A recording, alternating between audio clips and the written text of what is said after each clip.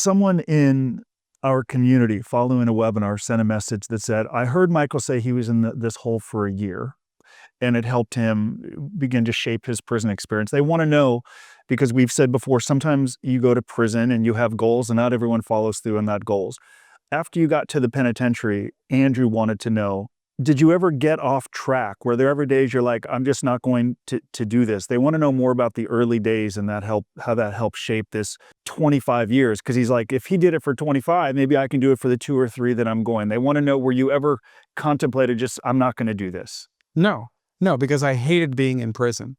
And everybody can talk about hating being in prison, but not everybody can really have the vision to say, what's it going to look like on the other side? For me, because I was serving 25 years, I mean, I didn't even know what I was going to serve in the beginning because I hadn't been convicted yet.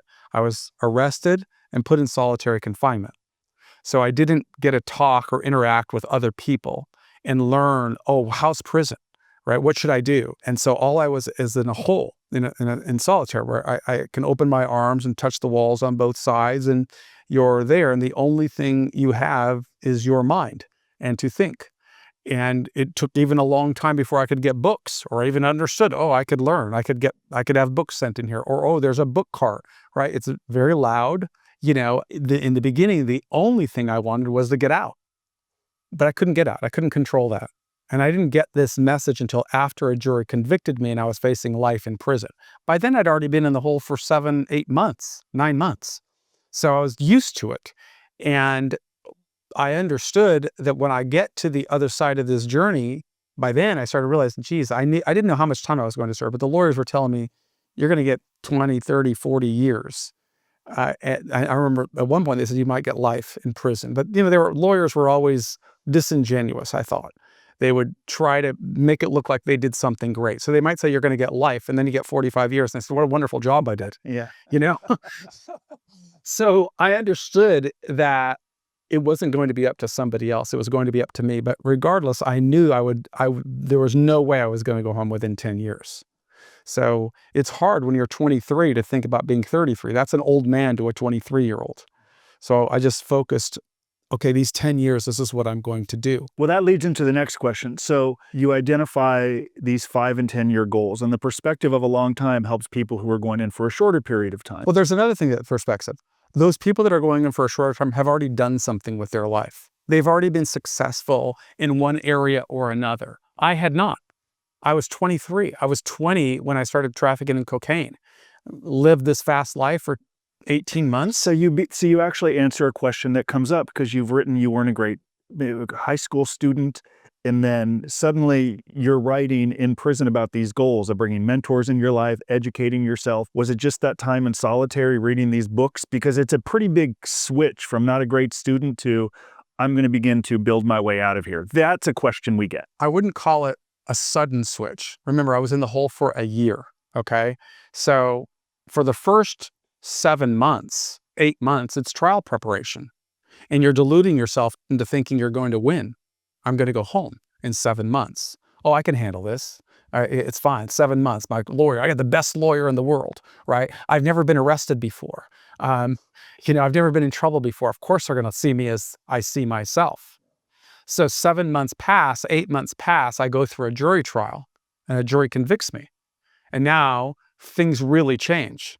My grandparents aren't talking to me. That was one of the very big changes.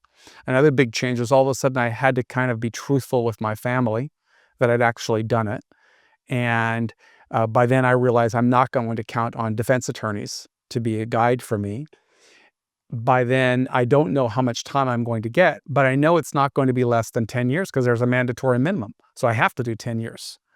So that's why I say it's not sudden. I've already been in the hole for 7 or 8 months. Then an officer brings me some books and you're looking for something. You're looking to do something with your life. By then I start to regret that's the first time for remorse. We're not always ready for remorse the day we come into the system.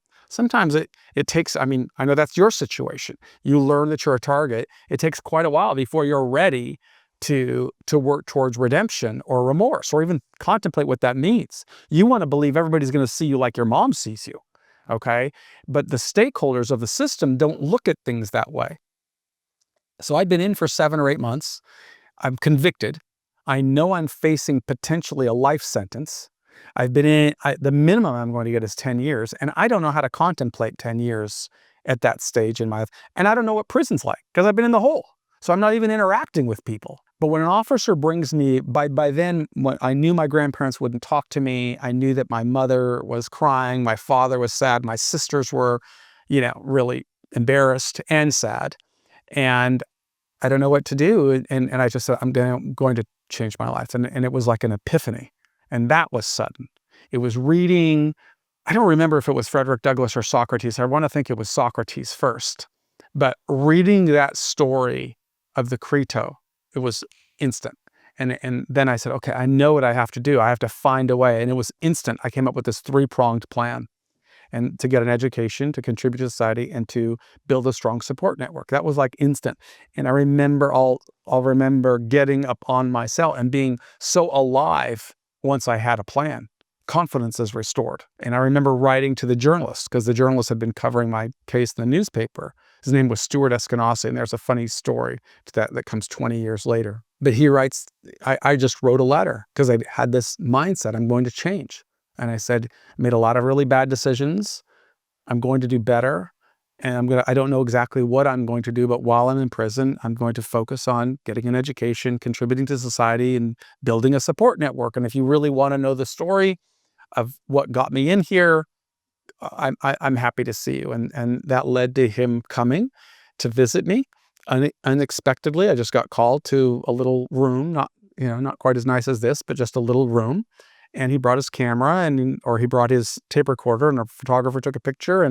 And before I knew it, there was this he wrote this long article that came out, I think the weekend before I think I was sentenced on a Monday. It came out on a Sunday, and the judge read it in trial before he sentenced me. So I'll always remember that was the moment, because that's drawing a line in the sand. That's saying, I'm going to do something. And either I'm going to do it or I'm not going to do it. Right? If you're not going to do it, it's better not to say you're going to do anything. Because if you say you're going to do something, then you're inviting the world to judge you based on what you said you were going to do. And that's what I would advise anybody to do. Don't say you're going to do something and then don't do it, because you've already lost credibility with the system. But if you say you're going to do something, come up with a plan and then execute that plan day after day. So I guess wrapping up this video, yesterday I was with a mutual friend, and someone said to him, hey, your friend Michael seems interesting. How would you describe him? And our mutual friend said, he's deliberate, driven. He exercises his own judgment. He's not swayed if he's going to do something, like he does it. He's all in. You're older now. When you went in and people were saying, dude, you have a really long sentence. This is crazy. Like, I got a call this morning from a controller 17 months ago. He reached out. He's like, I think I'm in a little bit of trouble, but I spoke with a business litigator who's like, I think it's going to remain civil. You're okay. And then he finds out it's not. It's now criminal. He's like, what have I done? I listened to the wrong person. Was it just, I'm just going to do my own thing, even if people around me are saying, man, you got 25 years to serve. Relax. I could really talk a long time about that. It is the essence of all of the lessons that I teach and that we teach. Yep. Is you begin by defining success. That is the first step. Once I accepted that I had broken the law and I was going to serve a lengthy time in prison, and I got up and I wrote that letter to the journalist, then I knew what I wanted to do. And once I knew what I wanted to do, it was then 100% commitment, that's in the 3rd module of our course. But when I got to the pen, right, I'd already been sentenced to 45 years. I didn't know what 45 years meant. We can talk about that in another video, because we're already in this for about 10 minutes and we're not producing Disney level production. So we'll talk about that in the next question, because it's a very good question about when do you commit? And when do you say, I'm never going to detract? And I think that might be an interesting topic for your audience and for our audience. I agree. Okay, let's continue with that. Great.